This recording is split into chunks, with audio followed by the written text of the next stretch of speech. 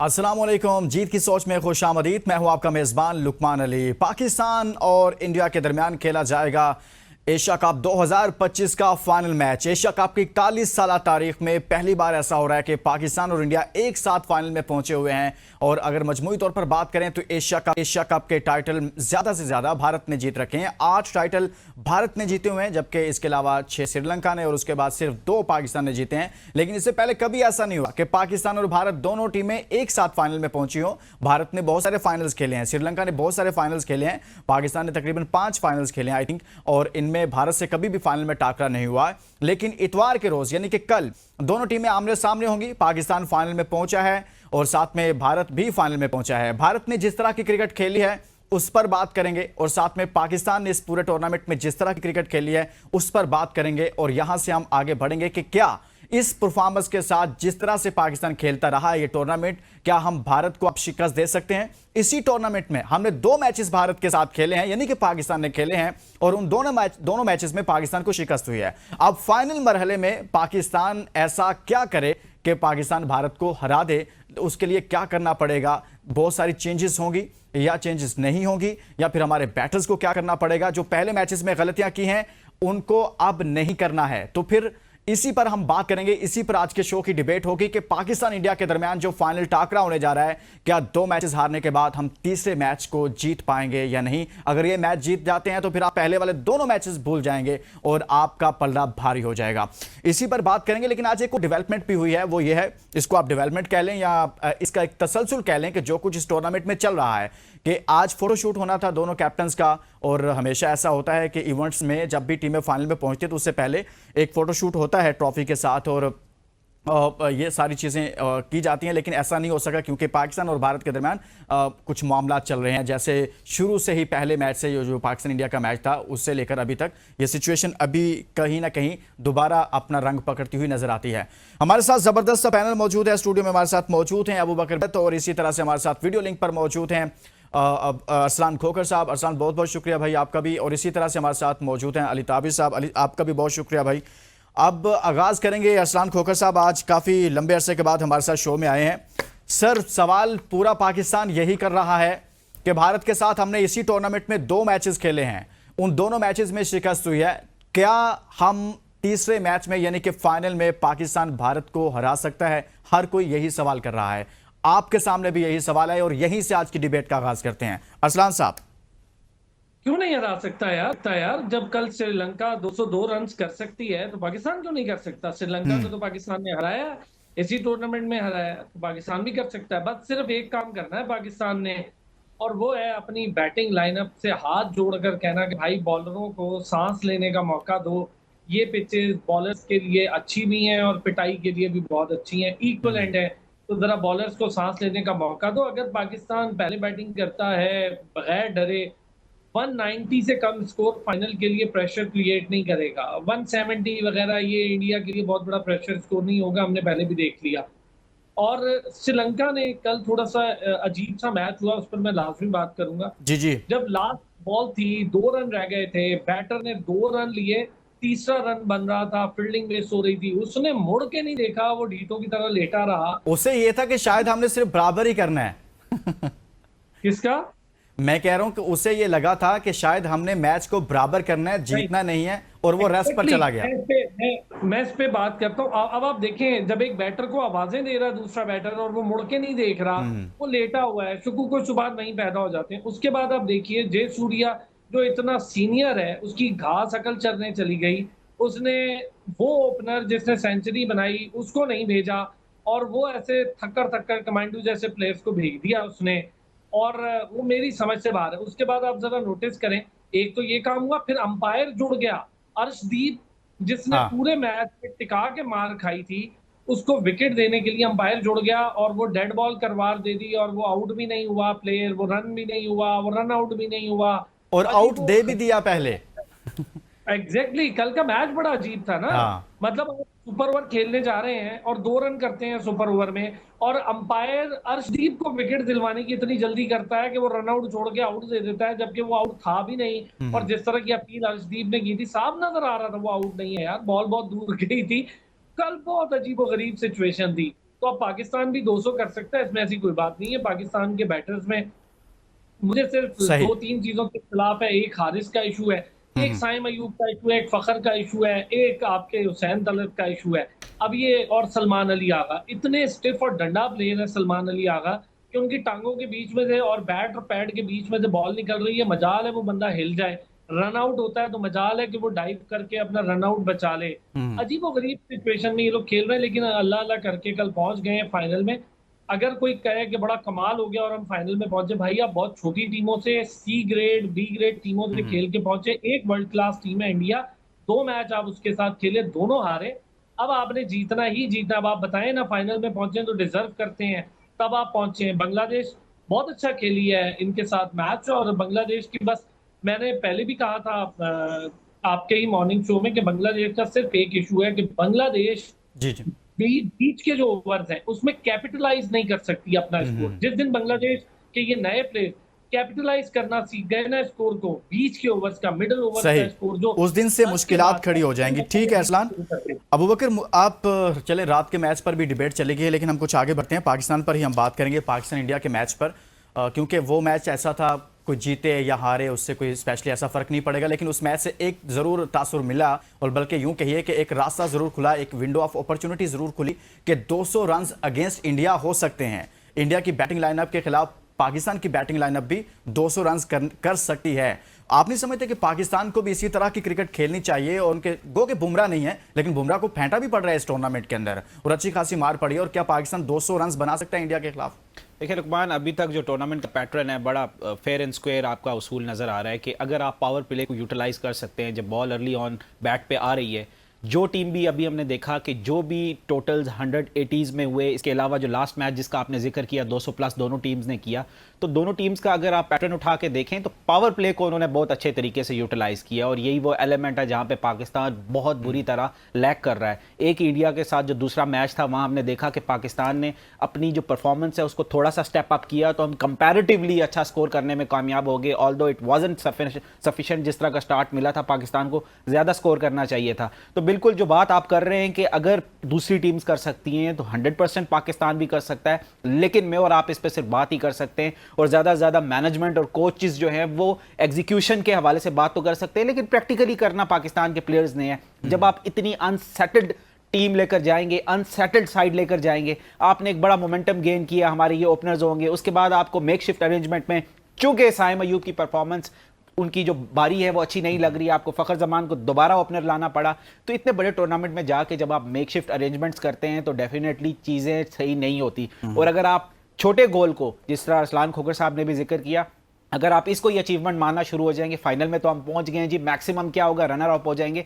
और भाई एक ही टीम थी जिसे आप ए क्लास या वर्ल्ड क्लास की टीम कह सकते हैं, उससे आप 2 मैच खेले, अभी तक दोनों हारे, बाकी टीमें पाकिस्तान की। तो फिर दुनिया जो बात कर रही है कि यार ये 2 टीयर्स की क्रिकेट होनी चाहिए, एक फर्स्ट टीयर जिसमें टॉप 4 टीम्स हो, और इसके बाद बाकी सेकंड टीयर में बाकी टीम्स, तो पाकिस्तान तो इस टाइम 100% सेकंड टीयर में नजर आ रहा है। तो ये जो आपकी ब्रांड वैल्यू है, ये मैं और आप ठीक नहीं कर सकते, ये पाकिस्तान की टीम ने और प्लेयर्स ने ठीक करना है। और वो कैसे ठीक होगा? जब आप बड़ी टीम्स को हराएंगे और टूर्नामेंट जीतेंगे। बड़ा सिंपल सा उसूल है, आप आखिरी 4 बड़े टूर्नामेंट्स उठाकर देख लें। 2023 में आप एशिया कप खेलते हैं श्रीलंका में, ग्रुप स्टेजेस में बाहर होते हैं। सेम ईयर में आप 50 ओवर्स का वर्ल्ड कप खेलते हैं इंडिया में, आप ग्रुप स्टेजेस में बाहर होते हैं। 2024 में आप T20 world cup USA West Indies में खेलते हैं, वेस्ट इंडीज जाने की नौबत नहीं आती, आप ग्रुप स्टेजेस में बाहर होते हैं। और हाल ही में रिसेंट पास्ट में चैंपियंस ट्रॉफी में, जो कि आप होस्ट भी कर रहे थे, आप ग्रुप स्टेजेस में बाहर होते हैं। तो जब आप टूर्नामेंट्स में ग्रुप स्टेजेस में बाहर होंगे तो आपकी ब्रांड वैल्यू कम होगी, व्यूअरशिप भी लेकिन कम अब तो होगी। फाइनल में पहुंच गए ना, फाइनल में पहुंच गए हैं इस बार। तो वो ग्रुप स्टेजेस में हम बाहर होते रहे हैं, लेकिन इस बार हम जैसे तैसे भी पहुंचे हैं, फाइनल में पहुंच गए। अली ताबिश, सवाल यह है कि इंडिया इस टूर्नामेंट में बड़ी टीम है, और बड़ी टीम के तौर पर वो इस तरह नजर भी आ रही है, लेकिन ऐसा तासुर भी मिलता है कि वो सिर्फ अभिषेक पर बहुत ज्यादा रिलाई कर रहे हैं, और अभी तक उनकी बैटिंग को वो लड़का ऊपर से लेकर चलता है, तभी जाकर आप कोई बड़ा टारगेट भी देते हैं या फिर चेज की तरफ जाएं तब भी वो करते हैं। लेकिन सवाल यह है कि जिस तरह लास्ट मैच हुआ, श्रीलंका ने भी 202 रन तो बना लिए ना, अगर इंडिया ने बनाए, तो इसका मतलब है कि कोई भी टीम, अगर वो टीम श्रीलंका जो पाकिस्तान से भी हारी है, वो टीम श्रीलंका जो बांग्लादेश से भी हारी है, वो भी इंडिया के खिलाफ 202 रन बना सकती है। तो क्या पाकिस्तान को, अगर ऐसा होता है कि पाकिस्तान पहले बैटिंग करता है या फिर उसको चेज करना पड़ता है, तो पाकिस्तान क्या 202 रन या 200 रन नहीं बना सकता? देखिए, बिल्कुल बनाने को तो कुछ भी हो सकता है। अगर श्रीलंका कल के मैच में सुपर ओवर पे जा सकता है तो आप भी जा सकते हैं, लेकिन बात यह है कि पिच को देखना बड़ा जरूरी है। आप अगर बात करें कल की पिच की, कल बहुत बैटिंग फ्रेंडली ट्रैक था और इंडिया ने अपना शिवम दुबे को भी रेस्ट कराया हुआ था और बुमराह को भी रेस्ट कराया हुआ था। हर्षित राणा को खिलाया हुआ था, हर्षित राणा को अच्छा खासा स्कोर पड़ा। ठीक है, वैसे तो हम देख रहे हैं कि ऐसे ट्रैक के ऊपर जो बुमराह को रीड कर रहा है वो बुमराह के अगेंस्ट भी स्कोर कर रहा है। हमने बुमराह की जो है ना जिंदगी का हाईएस्ट उनको क्या कहते हैं ओवर जो उनका था, स्पेल जो था, स्पेल वो भी पावर हमने प्ले उनको में। मार दिया पावर प्ले में। और वैसे भी 45 रन कभी बुमराह को लगे ही नहीं थे। ऐसे ही है। तो वो चीज है कि आप जब देखिए इंटेंट के साथ खेलने जाते हैं ना तो आप you can pull it off, but it depends on the conditions as well. हो सकता है जो फाइनल की पिच तैयार हो रही हो वो पिच ही 175 180 की हो, वो 200 की पिच ही ना हो, लेकिन आप अपने आप को अप्लाई कैसे करते हैं। आपने अगर पाकिस्तान बांग्लादेश का मैच स्टडी करें उसमें आपको देखने को मिलता है बांग्लादेश हारा क्यों, क्योंकि उनकी शॉट सिलेक्शन बहुत खराब थी, जो कि हमारी भी थी इंडिया के खिलाफ पिछले मैचेस में। हमारे प्लेयर जो खासतौर पे जो पहला मैच हमने इंडिया के साथ खेला था, पुअर शॉट सिलेक्शन की वजह से आपके बैट्समैन एक एक के दो करके तीन करके आउट होते गए। तो सबसे बड़ा प्रॉब्लम आपको यही था, उसके अलावा आपको प्रॉब्लम नहीं था। आपकी शॉट सिलेक्शन गंदी थी। जब आपके प्लेयरों ने अप्लाई किया अपने आप को, मोहम्मद हारिस की एग्जांपल ले लें ये बांग्लादेश वाले मैच की, 31 रन उन्होंने किए, लेकिन ऐसे स्टेज पे किए जहां पे बहुत जरूरत थी पाकिस्तान को उन 31 रनों की। वहां पे बैट्समैन का खड़ा होना, अब गंदी शॉट ना मारना, सिंगल डबल करना, स्ट्राइक रोटेट करना, उन चीजों की जरूरत है। तो ये चीज स्टडी करना बड़ा जरूरी है कि आपकी पिच है कैसी, अपने आप को अप्लाई करना। आप अप्लाई करें, अगर पिच 200 वाली हुई तो आपकी टीम भी केपेबल है 200 मारने की। ठीक है, इंडिया की टीम, बिल्कुल सही बात की पिछले भाई ने कि इंडिया की टीम वाकई में इस टाइम फर्स्ट ईयर टीम है और हमारी टीम में भी उस लेवल पे नहीं क्रिकेट खेल रही। लेकिन अगर आप अप्लाई करें, और T20 गेम ऐसी है कि एसोसिएट नेशंस भी जीत सकते हैं अगर बड़ी टीमों से, टीयर वन T20 की गेम टीमों से। बिल्कुल ऐसी है और हमने ये देखा है कि यूएसए जैसी टीमें जीत जाती हैं, फिर बाकी बिल्कुल है। टीमें बहुत सारी ऐसे सरप्राइज और ख़ास तौर पर पाकिस्तान के खिलाफ तो जीत ही जाती हैं माशाल्लाह से। अब अरसलान भाई, जब हम ये बात कर रहे हैं कि पाकिस्तान इंडिया के मैच के हवाले से, तो इसमें आप समझते हैं कि कोई इस मैच को लेकर पाकिस्तान को अपनी प्लेइंग 11 में किसी चेंज की ज़रूरत है कल के मैच को लेकर, बॉलिंग में, बैटिंग में, और फिर हमारे पास ऑलराउंडर्स भी हैं, 2 मैचेस हमने अगेंस्ट इंडिया खेले हुए हैं, तो हमें कम से कम आइडिया हो जाना चाहिए कि इंडिया के खिलाफ अब हमने कैसे उतरना है। अब तो कोई एक्सक्यूजेस नहीं हो सकते ना। यार देखें, एक अहम चीज है ना, हम कितने लंबे अरसे से, ये जो बाकी अबू बकर भी हैं, अली भी हैं, सारे लोग ये बात कर रहे हैं, आधा तीतर आधा बटेर की टीम से बेहतर है आपको बेहतर टीम खिलाएं। यही बात सारे कह रहे थे। माइक हैसन ने आके क्या चेंज किया, उठा के ऑलराउंडर्स की भरमार कर दी। अब हुसैन तलत को आप बॉलिंग नहीं करा सकते जिस दिन बैटिंग कर लेता है, अजीब बात है। सलमान अली आगा बॉलिंग नहीं करता, बैटिंग भी नहीं होती उससे। साइम अयूब से बैटिंग होती नहीं है, उसको आपने बॉलर बना के रख दिया है। फहीम अशरफ 2-4 शॉट्स अच्छे खेल रहा है लेकिन बॉलिंग में उसका कोई मजा नहीं आ रहा। इतने ऑलराउंडर्स की आपने भरमार कर दी है। मुझे बताएं स्पेशलिस्ट कौन है? सिर्फ फखर जमान स्पेशलिस्ट है। हसन नवाज तो आपका मैच विनर हुआ करता था, हसन नवाज को तो आपने बड़ा पोटेंशियल गर्दाना था। हुसैन तलत और हसन नवाज का T20 में क्या मुकाबला है? अगर आपने वही क्रिकेट खेलनी थी कि भाई आप स्ट्राइक रोटेट करें, सिंगल डबल करें, तो रिजवान बाबर की क्या तकलीफ थी आपको सारों को मिलके कि उसको बाहर कर दें? और आपने क्रिकेट भी वही खेलनी है 140 वाली। वो तो 140 से ऊपर भी खेलते थे भाई, 4 से 5 दफा उन्होंने 200 भी कर दिया था, 190 भी किया हुआ है 3 दफा। तो ये तो क्रिकेट वो भी खेल रहे थे, इससे तो बेहतर खेल रहे थे। तो फिर आप चाहते क्या थे? आप तो चाहते थे कि इंटेंट दिखाएं। इंटेंट क्या? शाहीन अफरीदी अकेला सीख गया पूरी टीम में? अकेला ही है जिसकी इंटेंट आप देखें और स्ट्राइक रेट देखें। फरहान साहिबजादा फरहान है, उसने उस दिन 50 की है, 128 के स्ट्राइक रेट से 50 के। नो डाउट इंडिया के दोनों मैचेस में उसी बंदे ने एक दफा 45 और एक दफा 58 किया है। लेकिन स्ट्राइक रेट की बात करें तो फखर का क्या स्ट्राइक रेट है? 110 112 से ऊपर का स्ट्राइक रेट नहीं है फखर का, 120 ओवरऑल स्ट्राइक रेट है, उसका एवरेज भी कुछ नहीं है। हारिस का स्ट्राइक रेट क्या स्ट्राइक रेट है हारिस का, मुझे बता दें। सलमान अली आगा का स्ट्राइक रेट क्या है? 90-80 स्ट्राइक रेट से पूरा टूर्नामेंट खेल रहे हैं वो। तो कहाँ गया वो स्ट्राइक रेट और इंटेंट? अब आपको दलेर होना पड़ेगा। हमारी तरफ से जो सबसे अच्छा बैटर खेल रहा है इस टूर्नामेंट को वो है साहबजादा फरहान अरसलान। वो उनका स्ट्राइक रेट है 107.38, 107 के स्ट्राइक रेट के साथ वो खेल रहे हैं, ये जो कि हमारी तरफ से सबसे अच्छा खेल रहे हैं। भाई आपकी तरफ से जो सबसे अच्छी बैटिंग कर रहा है वो शाहीन अफरीदी है।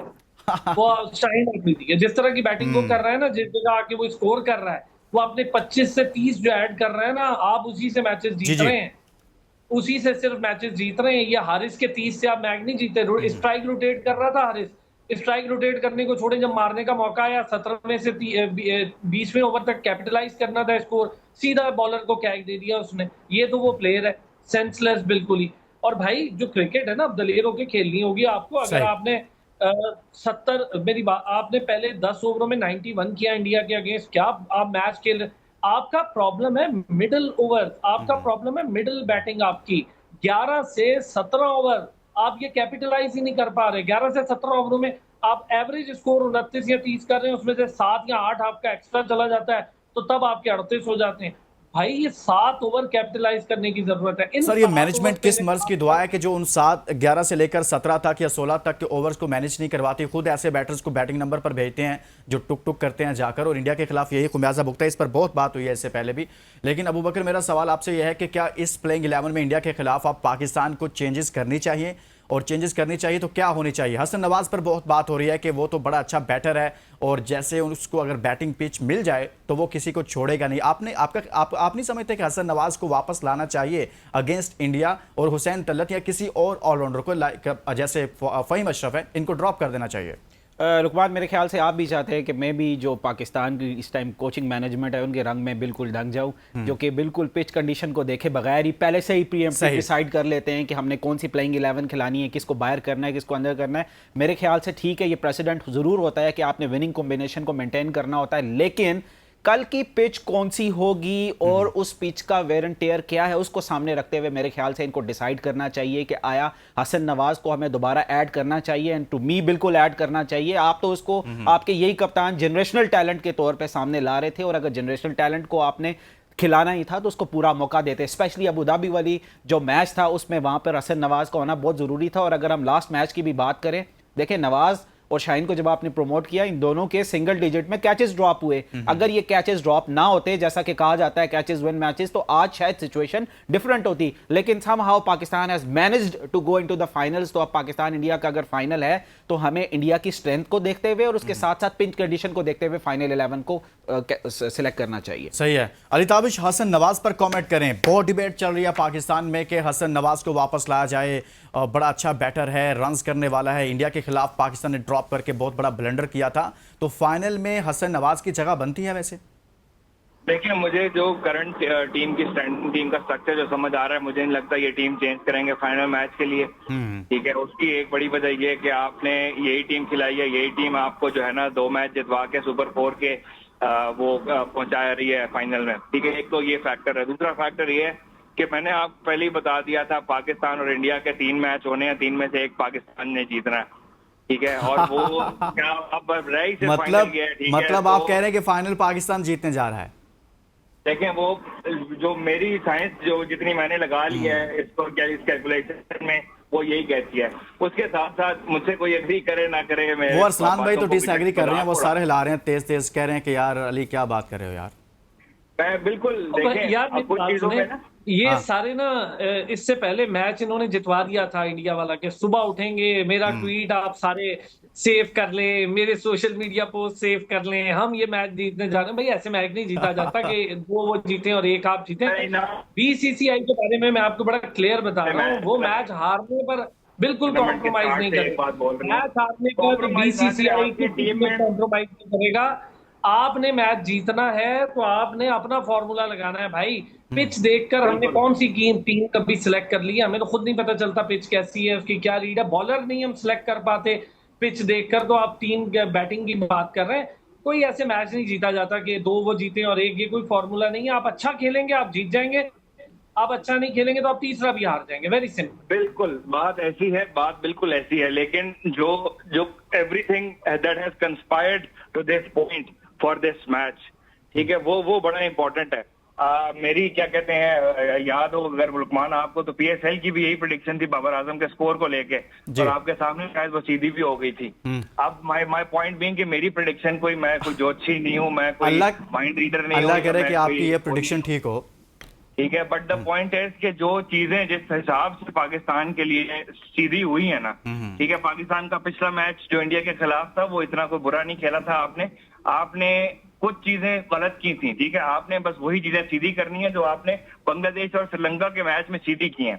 ठीक है, उसमें फुल पॉइंट आते हैं सलमान अली कैप्टनसी को। एक चीज आपने चीजें बस वही सीधी रखनी है जो आपने खराब की थी। आपकी शॉट सिलेक्शन बेहतर हो, आपकी चीजें प्रॉब्लमेटिक इस तरह से ना हो, तो आप चीजें सही कर सकते हैं और आप मैच जीत सकते हैं। आप देखें, अगर आप पिच को ना भी देख के आपने क्या कहते हैं सुरेंद्र तिलक को जब खिला रहे थे तो यही कहा जा रहा था ना कि स्पिन का अच्छा प्लेयर है, स्पिन अच्छी रीड कर लेगा, और वही रन थे जो एंड में उसने श्रीलंका के खिलाफ करके आपको जितवा दिया था मैच। अब नाउ पॉइंट है कि जब आप क्या कहते हैं मैच खेलने जाते हैं और आपकी टीम सामने होती है आपने उनको, आपने क्या कहते हैं कप्तान ने, कोच ने बैटिंग ऑर्डर के थ्रू उनको सेट भी करना होता है। ये बड़ा मसला है, ये एक बड़ा मसला है कि अली सीधी नहीं की थी। बिल्कुल ठीक कह रहे हैं आप। ये बड़ा मसला है कि पाकिस्तान टीम अभी टूर्नामेंट के फाइनल में पहुंच चुकी है, लेकिन किसी को ये नहीं पता कि वन डाउन पोजीशन पर कौन आएगा, नंबर 4 पर कौन आएगा, 5 पर कौन आएगा, 6 पर कौन आएगा, 7 पर कौन आएगा, 8 पर कौन आएगा। यानी कि किसी बैटर को ये कंफर्म नहीं है कि कल जब वो इंडिया के खिलाफ उतरेगा, उधर इंडियन बैटर्स को पता है कि उनके नंबर्स क्या हैं, उनका बैटिंग नंबर, बैटिंग ऑर्डर उनका क्या है। अरसलान, सवाल ये है कि अभिषेक शर्मा सर पूरे टूर्नामेंट में अलग ही तस्वीर पेश कर रहे हैं, उनके स्टैट्स भी हैं आई थिंक हमारे पास, वो भी हम प्ले करते हैं। टूर्नामेंट में जिस तरह से वो लड़का खेल रहा है, इस टूर्नामेंट में अगर कहा जाए ना कि बेस्ट बैटर तो वो अभिषेक है। 6 मैचेस में 309 रन है, 51 की एवरेज है, स्ट्राइक रेट 204 का है, और इसी तरह से 3 उसने इसी टूर्नामेंट में 50 स्कोर की हैं और ज़बरदस्त खेल रहा है। सवाल मेरा यह है कि अरसलान, डिबेट ये हो रही है, ये भी बात हो रही है कि पाकिस्तान वर्सेस अभिषेक या अभिषेक वर्सेस पाकिस्तान है, कि भारतीय टीम में इस वक्त सिर्फ और सिर्फ अभिषेक है, उसे आप पकड़ लें, उसे कंट्रोल कर लें, उसे आउट कर लें पावर प्ले में, तो आप मैच में इन हो जाएंगे और इंडिया 150 तक 140 तक ही जाएगा, इससे ज्यादा रन्स नहीं कर पाएगा। आप समझते हैं कि अभिषेक वर्सेस पाकिस्तान है? देखें, अभिषेक की एक चीज तो हम सबके लिए ठीक है, अच्छी है कि अभिषेक ने ना 4 मैचेस बहुत अच्छे लगाए हैं, बहुत अच्छा खेला है और बहुत दलेरी से खेल रहा है, सब टीमों के खिलाफ स्कोर कर रहा है। अभी रिसेंट श्रीलंका के अगेंस्ट भी उसी ने स्कोर किया है। वहां भी मिडिल ऑर्डर में प्रॉब्लम चल रहा है। हमारे लिए गुड लक ये हो सकता है कि शाहीन ने जिस तरह से लास्ट 2 मैचेस में बॉलिंग की है, थोड़ा डिफरेंट बॉल ट्राई की है, वो एक ही में फंस के रह गया था, राइट हैंडर को इन स्विंग करे और आउट करने की कोशिश करे। शाहीन अगर अभिषेक पे अटैक करता है आउट स्विंग के जरिए, तो यकीन करें अभिषेक आउट हो सकता है। अभिषेक बहुत स्कोर कर चुका है और इतनी कंसिस्टेंसी मुझे नहीं लगता क्रिकेट में रोजाना होती है। फाइनल का प्रेशर भी होगा, भार भी होगा, मुझे नहीं लगता कि कल के दिन के लिए अभिषेक का कोई दिन बहुत अच्छा होगा। तो ये फायदा हम उठा लें कि हर रोज अभिषेक स्कोर नहीं कर सकता, लेकिन हमें गिल के ऊपर बहुत नजर रखनी है, पांड्या पे बहुत नजर रखनी है और वर्मा पे, तिलक वर्मा, ये जो एलिमेंट्स हैं। संजू सैमसन जो है उस पर बड़ी तनकीद हो रही है कि वो भी क्यों टीम में खेल रहा है, तो वो उन्होंने एक एक्स्ट्रा कीपर के तौर पे उसको खिला लिया है। लेकिन अरसलान, इस पूरे टूर्नामेंट में हम जब बात करते हैं ना, तो अभिषेक एक डिफरेंट पिक्चर के तौर पर सामने आ रहा है, इस वजह से हम इसको डिबेट कर रहे हैं। और शुभमन गिल को तो आपने देखा है कि वो गिल तब रन्स करते हुए नजर आते हैं जब गिल के साथ वाला प्लेयर कोई रन्स कर रहा होता है। जब साथ आप विकेट उड़ा देते हैं उसके साथ वाली जल्दी, तो गिल वहां पर परफॉर्म नहीं करता। हमने माजी में बहुत बार देखा, जब विराट कोहली रन्स कर रहे होते थे तो गिल साथ में चलता था, कोहली आउट हो गए तो गिल भी कुछ नहीं करता था। तो ये चीजें साथ में हैं, लेकिन किसका किस दिन अच्छा कोई परफॉर्म कर जाए अलग से डिबेट बन जाती है। अबू बकर, जब हम ये बात करें अभिषेक की, अरसलान ने बात की है, बात यह है कि अभिषेक इतना अच्छा परफॉर्म कर रहा है कि सिर्फ और सिर्फ पूरी इंडियन टीम पर जब इस वक्त नजर डालते हैं, वैसे हम कहते हैं बहुत अच्छी टीम है, लेकिन सिर्फ और सिर्फ अभिषेक नजर आता है। और पाकिस्तान को ऐसा क्या करना पड़ेगा कि अभिषेक को वो जल्द आउट कर ले, या फिर आप भी ये समझते हैं कि अभिषेक वर्सेस पाकिस्तान है? देखिए, बड़ा सिंपल है। आपको अगर याद हो जो T20 वर्ल्ड कप पाकिस्तान जीता था यूनुस खान की क़यादत में, तो उसमें तिलकर दिलशान थ्रू आउट टूर्नामेंट में बहुत अच्छा परफॉर्म करते हुए आ रहे थे, और जब वो फाइनल हुआ पाकिस्तान और श्रीलंका, आमिर ने आउट कर दिया उसे, बड़ा प्लान करके पहले से पाकिस्तान आमिर के अगेंस्ट प्लान करके आया था। तो अब तो डाटा का दौर है, एनालिसिस का दौर है, आपके पास इतनी ज्यादा चीजें मौजूद हैं। और मैं एक एक्स कैप्टन का भी बात सुन रहा था, देखें जितनी अच्छी बैटिंग वो कर रहा है, फ्लॉलेस बैटिंग वो कर रहा है, बॉल को मिडल कर रहा है, तो आपके पास भी चांसेस हैं कि जब वो बॉल खेल रहा है, शॉट्स मार रहा है, तो चांसेस भी क्रिएट हो सकते हैं। तो समहाउ आपको ये अपने अंदर बिलीव पैदा करना है कि अभिषेक को अगर हम अर्ली ऑन आउट कर सकते हैं, तो बिल्कुल आपकी बात है। अगर आप उनके कैप्टन की भी बैटिंग उठाकर देख लें, तो बहुत ही ज्यादा स्ट्रगल कर रहे हैं, और ये बड़े लंबे अरसे से उनकी जो स्ट्रीक है, अच्छी परफॉर्मेंस T20 में ना होने की, वो चली आ रही है। तो पाकिस्तान के पास चांस तो जरूर है, अब उस चांस को पाकिस्तान ने क्रिएट कैसे करना है और सक्सेसफुली अवेल कैसे करना है, ये तो पाकिस्तान की टीम की मैनेजमेंट और कप्तान वहां पर दिखा सकते हैं। लेकिन शाहीन जिस तरह की आखिरी 2 मैचेस में उन्होंने बॉलिंग की, उन्होंने थोड़ा सा अपनी स्पीड को भी बढ़ाया और गुड लेंथ भी ट्राई की और वेरिएशंस भी ट्राई की। तो देखना यह है कि अगर पाकिस्तान पावर प्ले में इंडिया की 1 या 2 विकेट्स गिरा लेता है या 1 विकेट भी गिरा लेता है और वो विकेट अभिषेक की है तो बिल्कुल मैच बैलेंस हो जाएगा। अली ताबिश, अभिषेक इस वक्त डिबेट का हिस्सा बना हुआ है। आप क्या समझते हैं कि अभिषेक को आउट कर लिया अगर पाकिस्तान ने पावर प्ले में, और शाहीन अफरीदी जो पहले ओवर्स में विकेट लेने के हवाले से जाने जाते हैं अपने पहले स्पेल में, अगर वो अभिषेक को आउट कर लेते हैं तो क्या आप समझते हैं कि पाकिस्तान की ग्रिप मजबूत हो जाएगी मैच पर? अब टूर्नामेंट का हाईएस्ट स्कोरर वो चल रहा है, वो हर मैच में तकरीबन 200 के स्ट्राइक रेट से बैटिंग कर रहा है। जो बात की है पिछले भाई ने मेरे ख्याल से, वो कि शाहीन थोड़ा सा जो रिदम में वापस आया है पिछली 2 गेम्स में, 140s में उनकी बॉल जा रही है, उनकी लाइन अच्छी, लेंथ उनकी हिट हो रही है, वो सारी चीजें वो बहुत फायदेमंद है पाकिस्तान के लिए। और ये देखना और जानना कि अभिषेक कहाँ पे फंस रहा है, कहाँ पे, ऑब्वियसली डेटा का दौर है, आप आराम से आईपीएल की फुटेजेस निकाल के देख सकते हैं, आप उनकी दूसरी गेम्स की फुटेजेस निकाल के देख सकते हैं। आपके पास प्लान होगा अभिषेक के खिलाफ, आप उसको फंसाएंगे, उसकी शॉटें रुकवाएंगे, वो अपनी विकेट देगा, क्योंकि उसने तो अपनी वही फ्री फ्लोइंग बैटिंग जारी रखनी है। आप ऐसे ही प्लान के साथ आएंगे, और मुझे फीलिंग एक ऐसी है कि शाहीन अगर उसको फंसा देना और अगले ओवर में आके बेशक नवाज या फिर आपका साइम अयूब आके उनको क्या कहते हैं थोड़ा सा और तंग कर दे, तो आपकी विकेट पहले 2 ओवर में निकल आएगी। और आपके पास सिंपल फॉर्मूला है, आपने पावर प्ले में 3 विकेटें लेनी है, हमने बांग्लादेश वाले मैच में भी देख लिया ये। आपने अगर पावर प्ले में 3 विकेटें ली हैं टीम की तो आप मैच जीते हैं। ये it is as simple as that. आप जब 3 विकेटें लेने से कासिर रहते हैं, आप मैच के अंदर फंस जाते हैं, आप मैच नहीं जीत पाते। ये पाकिस्तान का भी स्टैट है बाय द वे। आपने पावर प्ले में जब आप प्लान के साथ आएंगे ना, आपने मैच जीतना है, मैच एम ही नहीं जीत जाना, ला तवक्कुल, कुदरत का निजाम हर जगह नहीं चल जाना। अगर आपने मैच जीतना है, आपको बिल्कुल सही बात की मुझसे पहले भाई ने कि अभिषेक शर्मा के खिलाफ भी प्लान चाहिए, आपको हार्दिक पांड्या के खिलाफ भी प्लान चाहिए, क्योंकि वो वैसे ही पाकिस्तान के खिलाफ ऐसे चल रहा होता है जैसे स्वभाव हो। तिलक वर्मा के खिलाफ भी प्लान चाहिए। शुभमन गिल के पास आपके पास है थोड़ा बहुत प्लान, आप बहुत ओकेजन्स पे शुभमन गिल को आउट कर चुके हुए हैं। तो ओवरऑल ये जो नए प्लेयर्स हैं, इनको आप क्रैक नहीं कर पाए, इनकी आप विकेट लेने से कासिर है। जिन्होंने स्कोर किया उस मैच में अभिषेक शर्मा ने पहले मारा, शुभमन गिल ने भी मारा, फिर तिलक ने भी आके मारा, फिर पीछे संजू सैमसन बचते हैं। संजू सैमसन की भी पोजीशन जो है ना, वो साइम अयूब की तरह ऊपर नीचे हुई है। वैसे तो वो भी ओपनिंग करने के आदी हैं, कल काफी डिबेट की जा रही थी कि शायद वो ओपन कर लें, लेकिन उनको नहीं कराया गया।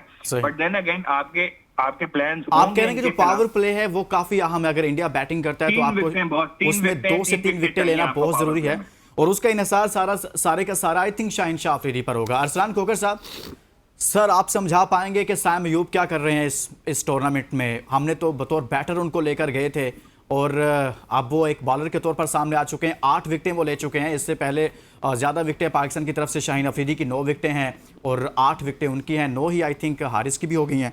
लेकिन क्या करें उनको बैटिंग करवाएं, उनको बॉलिंग करवाएं, उनको ड्रॉप करें, ड्रॉप ना करें, कैसे लेकर चले पाकिस्तान उनको? यार देखें, मैं बहुत अरसे से कह रहा हूँ कि हारिस है और साइम अयूब है और इवन सलमान अली आगा भी, ये बंदे पूरे करने के लिए हैं। बस 11 बंदे पूरे करें और टीम पूरी करके अल्लाह अल्लाह करे और ग्राउंड के अंदर भेजें, ये इसीलिए है।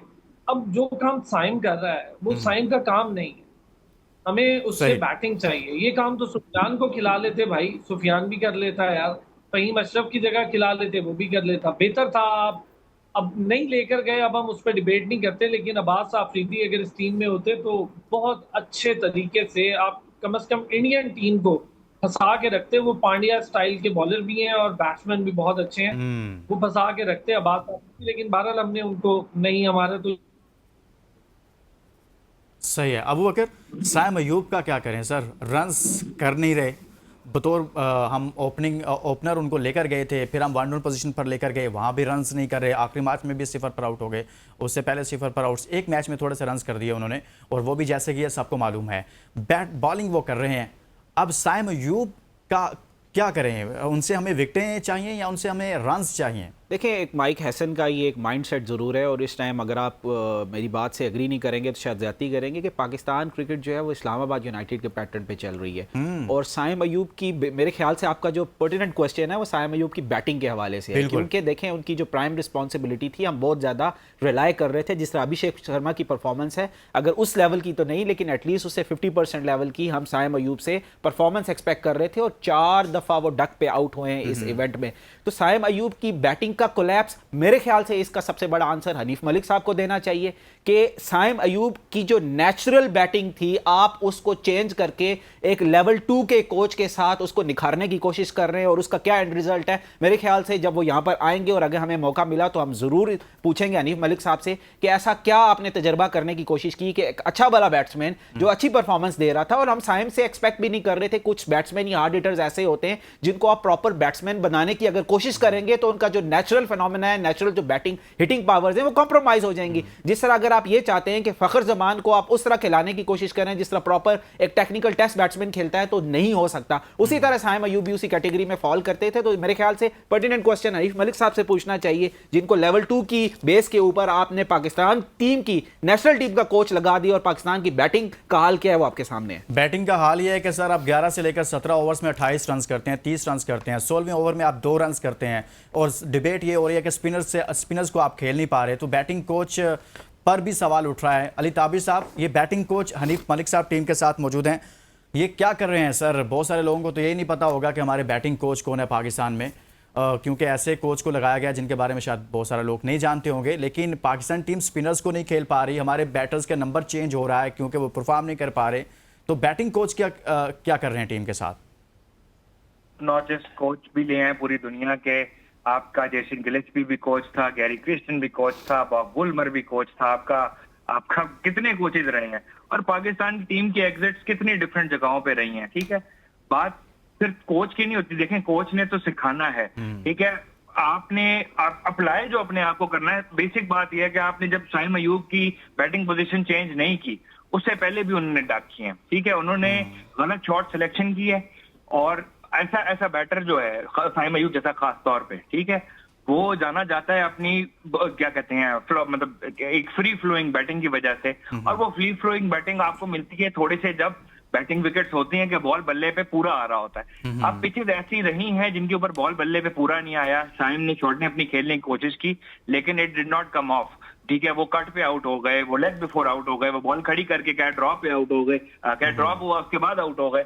तो प्रॉब्लम्स उनको आई हैं क्योंकि बॉल बल्ले पे उनके पूरे आ नहीं रहा था। अब उसमें उनका अपना काम बनता था ना कि वो अपनी शॉट सिलेक्शन बेहतर करें, वो अपने आप को अप्लाई बेहतर कर सकें।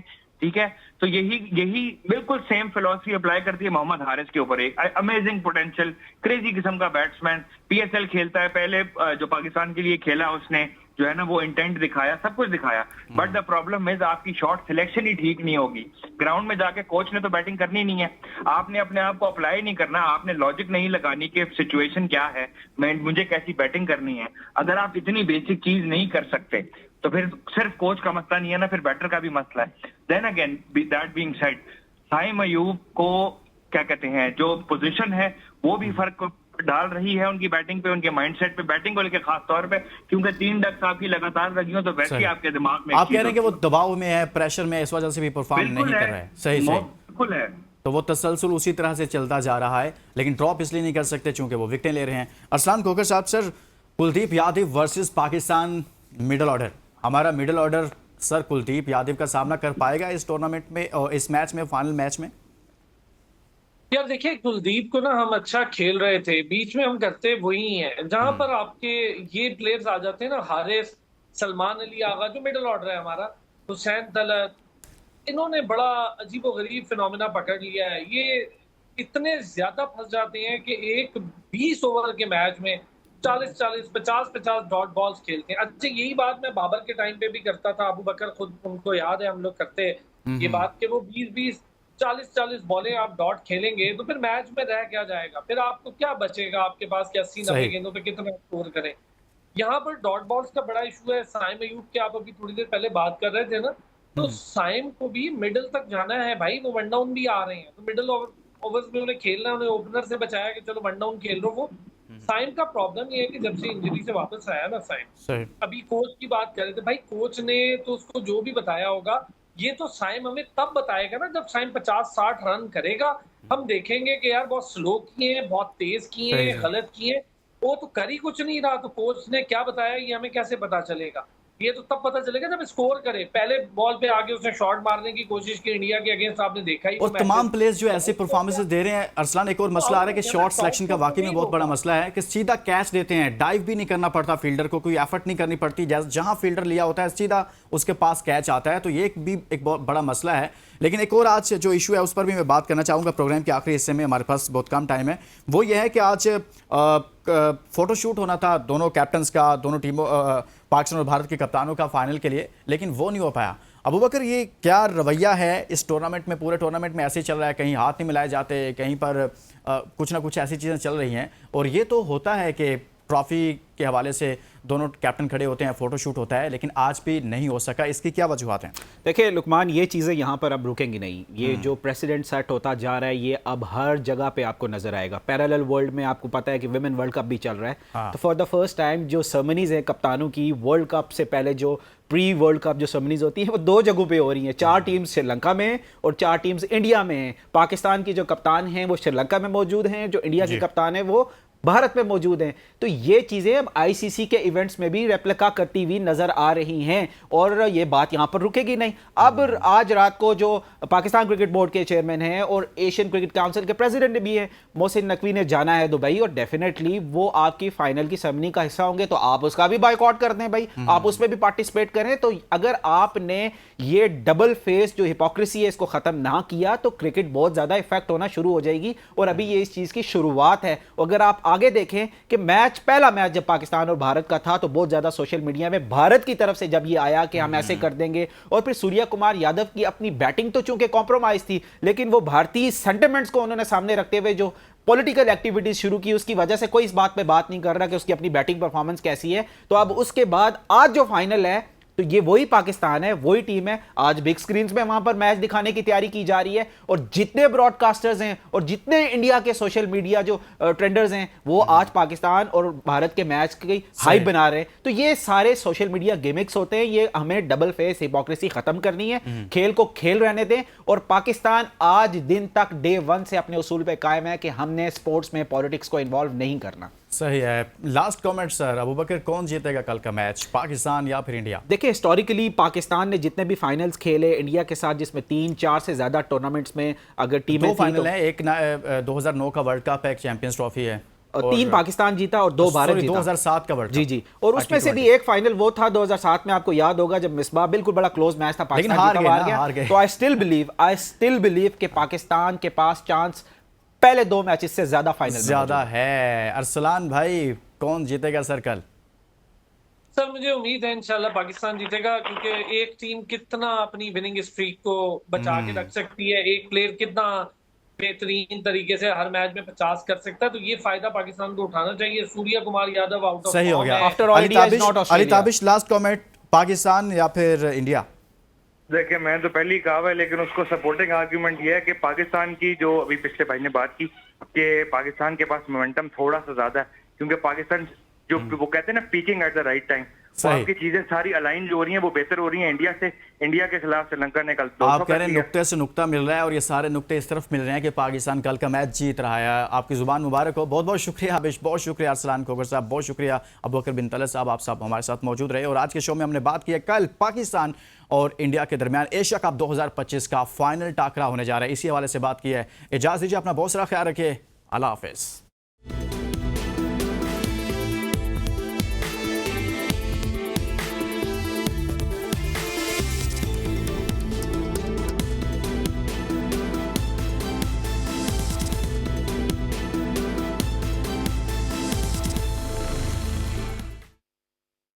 ब्रेक लिंक्स अभी, हाँ रिकॉर्ड पर है।